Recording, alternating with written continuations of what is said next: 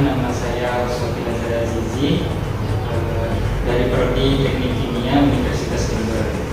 Di sini izin mewawancarai Bapak mengenai tentang penegakan hukum di Indonesia. Untuk pertanyaan yang pertama, bagaimana menurut pandangan Bapak mengenai penegakan hukum di Indonesia? Menurut pandangan saya, terutama selama saya menjabat sebagai Kapolsek, ada 3 kali saya menjabat sebagai Kapolsek dalam penegakan hukum, kami sudah melaksanakan penegakan hukum sesuai prosedur, yang ada. Jadi menurut saya dalam hal penegakan hukum di Indonesia, menurut saya sudah sesuai dengan apa yang sudah menjadi tugas pokok dan fungsi kami seperti ya. Pertanyaan selanjutnya, contoh peraturan yang sering dilanggar oleh masyarakat sekitar. Nah, kalau terkait dengan peraturan ini, kalau menurut saya pertanyaannya mengarah kepada seringnya masyarakat melanggar peraturan lalu lintas ya, lalu lintas. Kalau terkait dengan pelanggaran lalu lintas, masyarakat yang sering kita temui yaitu khususnya di Kabupaten Jember ini masih banyaknya kesadaran masyarakat yang masih rendah, terutama terkait dengan pelanggaran lalu lintas. Bisa kita contohkan bahwa di Kabupaten Jember ini, terutama jangankan di desa-desa, di kota saja masih banyak kita lihat masyarakat yang ketika mengendarai kendaraan bermotor yang roda 2 ini masih banyak yang tidak memakai helm ya. Jadi perlu adanya peningkatan kesadaran masyarakat terkait dengan pelanggaran lalu lintas. Pertanyaan selanjutnya, bagaimana solusi agar peraturan tersebut tidak dilanggar kembali? Perlu adanya sosialisasi kepada kelompok masyarakat baik yang terorganisir maupun tidak terorganisir ya. Yang terorganisir contohnya bagi masyarakat mungkin yang karyawan sebuah perusahaan, perlu diadakan sosialisasi dari pihak kepolisian, khususnya dari unit Satlantas atau dari Satlantas Polres ya, memberikan sosialisasi terkait dengan peraturan perundangan lalu lintas ya, sesuai dengan undang-undang lalu lintas nomor 22 tahun 2009, disosialisasikan kepada masyarakat yang terorganisir ya. Kemudian yang masyarakat yang tidak terorganisir, tentunya bagi masyarakat ini juga perlu kita berikan sosialisasi biar mereka memahami peraturan perundangan yang ada di lalu lintas. Jadi perlu adanya sosialisasi untuk meningkatkan kesadaran masyarakat untuk tertib lalu lintas. Untuk pertanyaan selanjutnya, apa hukuman atau sanksi bagi masyarakat yang melanggar peraturan lalu lintas? Semua sudah diatur dalam undang-undang ya.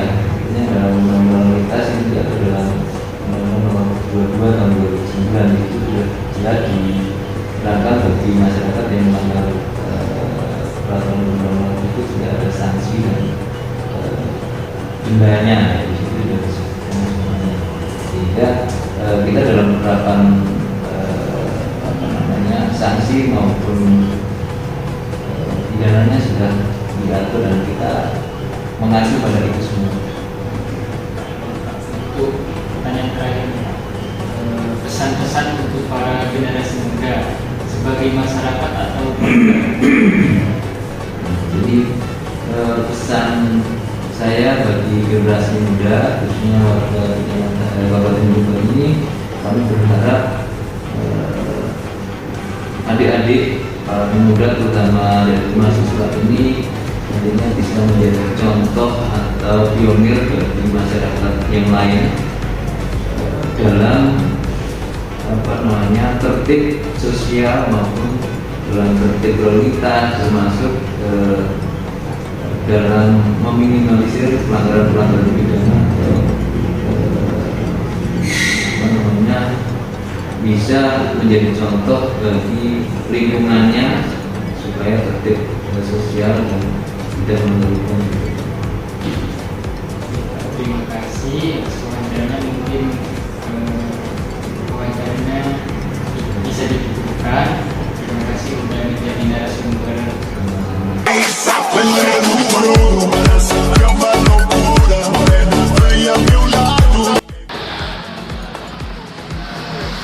Di sini saya akan memberikan pertanyaan Pak mengenai penegakan hukum di Indonesia. Untuk pertanyaan yang pertama, bagaimana menurut Bapak penegakan hukum di Indonesia? Kalau menurut saya penegakan hukum di Indonesia ini masih belum sepenuhnya memenuhi keadilan.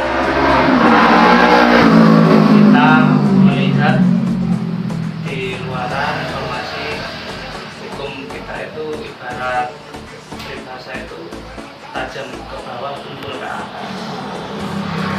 Jadi masih banyak masyarakat termarginal atau masyarakat yang tidak mampu yang terkadang mengalami ketidakadilan, dan susahnya bagi masyarakat yang tidak mampu untuk mencari akses keadilan. Untuk contoh peraturan yang belum kuat, Peraturan yang belum kuat ini bisa ditafsirkan secara luas yang kurang kuat seperti apa? untuk pelanggarannya itu mungkin kayak korupsi, dan dibandingkan dengan rakyat yang biasa aja. Sedangkan yang korupsi itu hukumannya kayak lebih ringan. Sedangkan korupsi itu merupakan pelanggaran yang sangat berat. Kalau menurut penilaian saya, regulasi ataupun peraturan hukum yang ada di Indonesia ini sudah bagus ya, saya sudah ideal lah. Akan tetapi pelaksanaannya,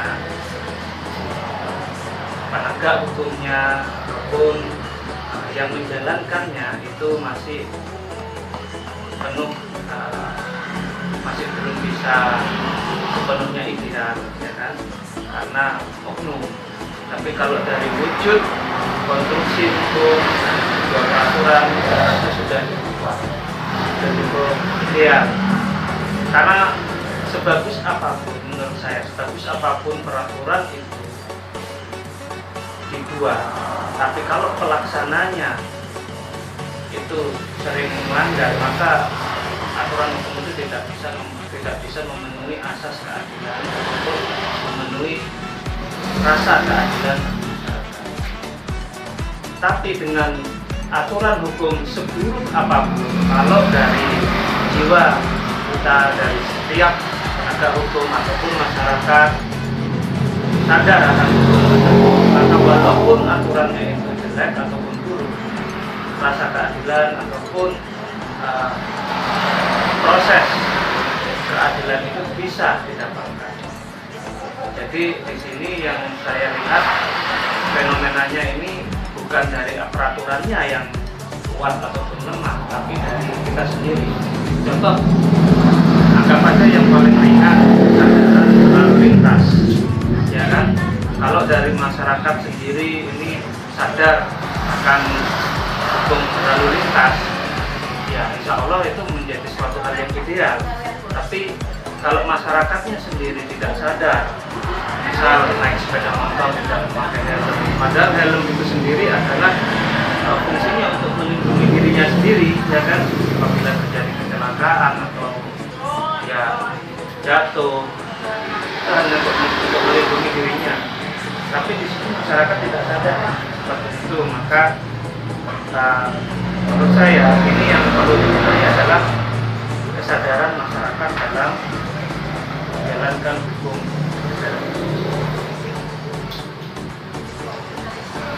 Pertanyaan selanjutnya, bagaimana pendapat Bapak mengenai hukum yang diberikan kepada pejabat negara yang mempunyai fasilitas lebih? Mempunyai fasilitas lebih, misal ini sudah digaji besar seperti itu atau di mana, atau Sebenarnya itu bisa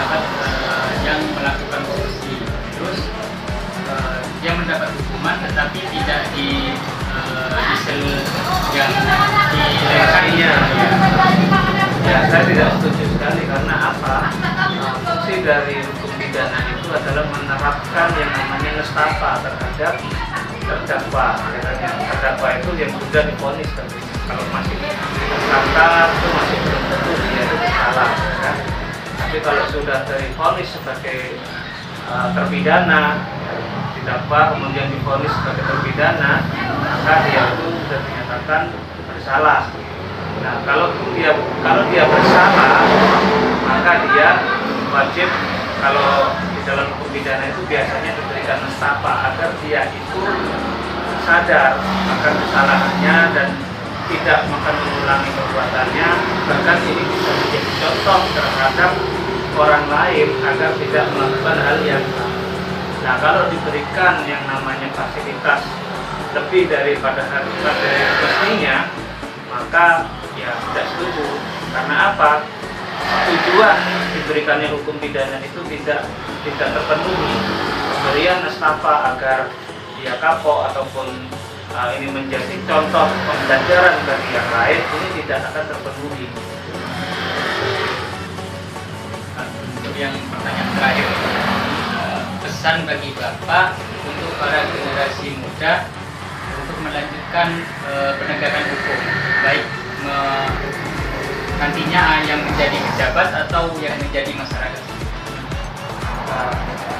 Pesan saya bagi generasi muda itu, ambillah sesuatu contoh yang baik, ya kan, yang sudah menjadi kebenaran universal, dan jangan ikut-ikutan untuk misal temannya ini seperti ini tidak ada masalah ini, karena generasi muda itu masih ingin mencari yang namanya jati diri dan biasanya masih menunjukkan inilah aku,